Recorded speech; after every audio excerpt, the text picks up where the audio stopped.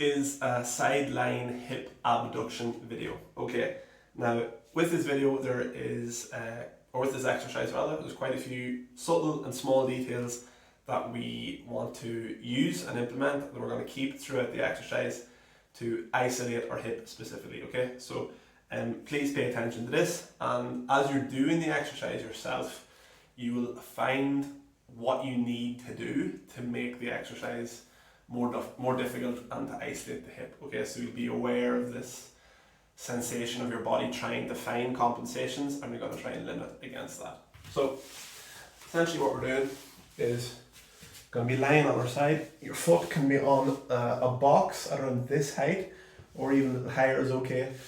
In the gym you're probably going to have access to a bench, but a couple of weight plates to bring the height up a little bit is ideal. Okay, as high as you can, even if it was up here, that would be okay, so that your foot is like hovering above the box.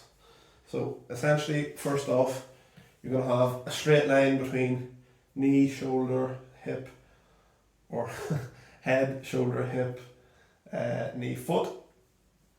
Other leg comes up here. So you're not too far in front, you're not too far back, you're not extended anteriorly, you're not too much posteriorly tilted either. You're just in a nice straight line. Now, here's the most important part. You're going to have a little bit of a gap between kind of the side of your body, so that you can fit your hand through almost, okay? Like so. If your side of your body isn't resting down, because that's going to make it easy, but instead it's lifted up ever so slightly. This is going to isolate your hip.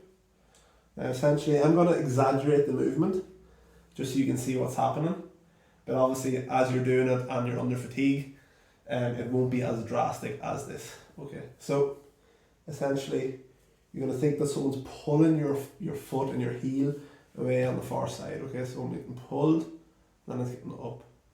So when I'm pulled, up, pull, up, pull,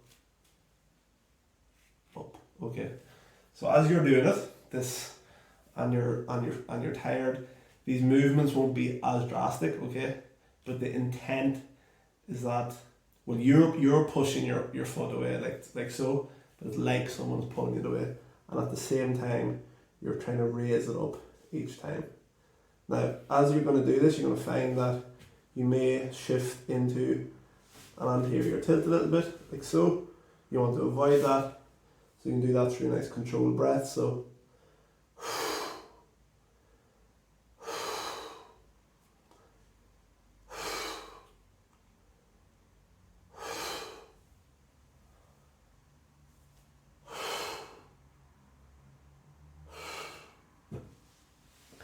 and